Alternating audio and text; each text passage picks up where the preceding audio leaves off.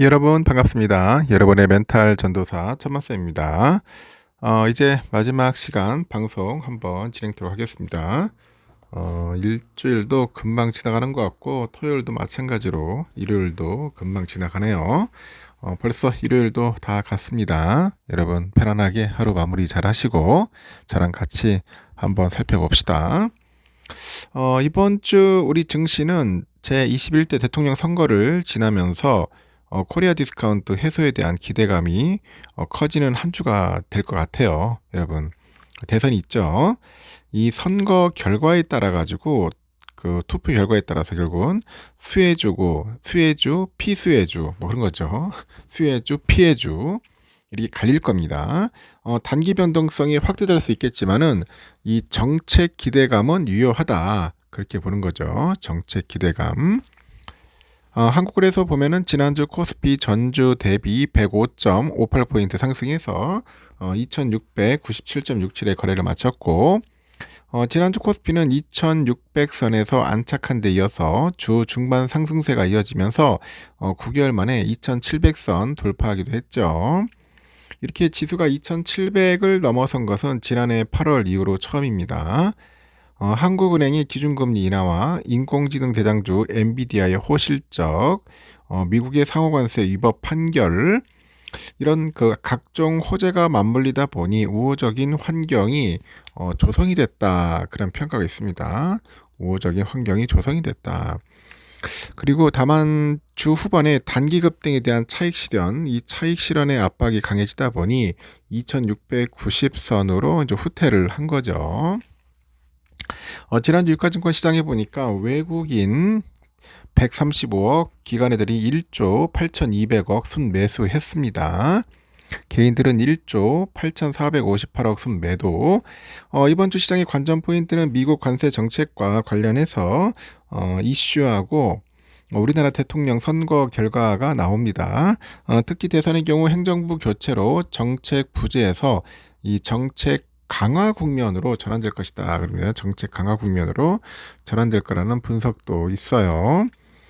지난달 28일에 보니까 미국 연방국제무역법원에서 국가 비상사태발 이 사태발 상호관세 부과 조치가 행정부 권한을 넘어선 것으로 판결이 됐는데 트럼프 행정부가 항소와 함께 그 제기한 집행정지 가처분 신청이 인용됨에 따라서 트럼프 관세 정책은 유연 사항이다.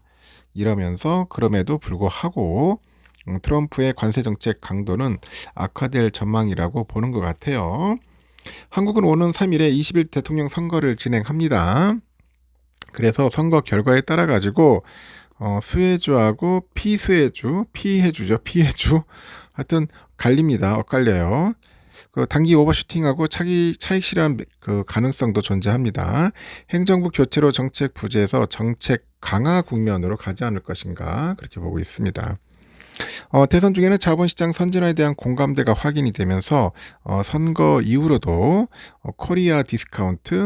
이 코리아 디스카운트 해소 기대는 유효할 것이다. 그렇게 보고 있습니다. 관세에 대한 논란을 뒤로하고 금리 인하에 대한 기대감이 되살아날 수 있을지 여부도 주목해야 한다는 분석이 나와요. 이번 주 발표되는 고용지표는 정체와 둔화 가능성이 높은 것으로 점쳐집니다.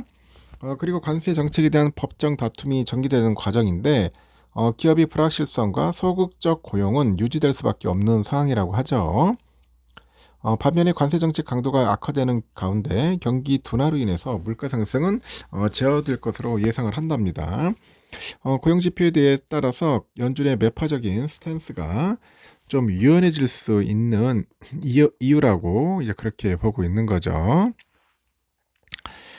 최근에 코스피 시장에서 이제 지주 업종이라 하죠. 이 지주 업종이나 저 PBR 종목이 강세를 보이잖아요. 강세를 보이는 등 대선 후보들의 증시 부양책에 대한 기대감이 주가에 우호적으로 작용 중이라고 합니다. 그래서 대선 이후로 차기 대통령이 확실시 되면은 신정부 정책으로 인해서 주가가 상승한 업종에 대해서 차익 실현 매물이 출시될 수 있다는 그런 우려감이 존재한다고 지적을 하는 거죠.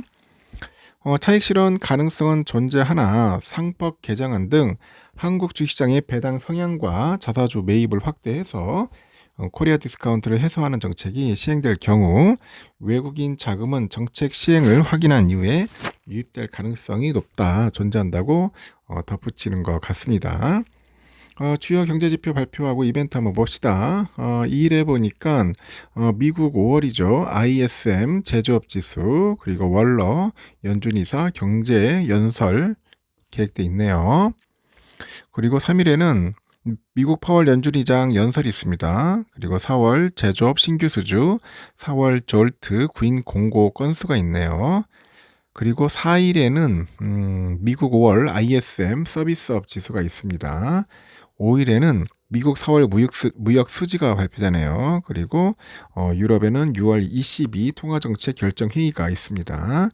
6일에는 미국 5월 비농업 취업자 수 증감 그리고 5월 실업률, 5월 시간당 평균 임금 발표가 됩니다. 나름대로 중요한 그런 것들이 좀 있네요. 하여튼 6월 3일은 선거니까 휴장이죠. 당연히. 코스피하고 코스닥하고는 금요일날 좀 빠졌다는 거 다들 알고 계실 테고 미국장도 금요일날 보니까 다우도 좀 변동성 있어요. 빠졌다가 다시 또 올랐어요. 그래도 나스닥도 빠졌다가 올랐다 다시 또 훅 빠졌다가 다시 쭉 올라가는 그런 모양새를 보여서 0.32%, S&P도 쭉 빠졌다가 다시 또 올랐다가 빠졌다가 다시 올라갔습니다. 그래서 약보합으로 0.01%로 마무리됐습니다. 그리고 많이 빠졌었는데 다시 끌어올리더라고요. 하여튼 S&P는 좋아요. 근데 필라가 아주 엉망이었습니다. 빠졌는데도 낙폭을 많이 하기에는 상당히 힘들었습니다. 4,758.06으로 마무리됐고요. 미국 환율을 보니까 달러는 1383.80입니다. 달러 1번엔 144.04엔, 그리고 유가는 60.79달러죠. 일본 연화는 960.47원, 유로화 1570.27, 중국 연화 192.04원이고요. 휘발유는 1630.23원, 국제금값 3315.4달러 하락, 국내 금값도 146,464.91입니다. 하락이네요. 미국 국채 10년물 4.398 많이 빠졌네요. 그래도 한때 4.5대에서 빙글 돌더니 이제 4.4, 4.3까지 금리가 좀 빠졌습니다. 선물은 다우가 0.01% 강보합으로 끝났고 S&P 0.14 소폭 하락, 나스닥 0.19 소폭 하락, 러셀은 좀 많이 빠졌죠. 0.41% 선물은 좀 빠졌고요.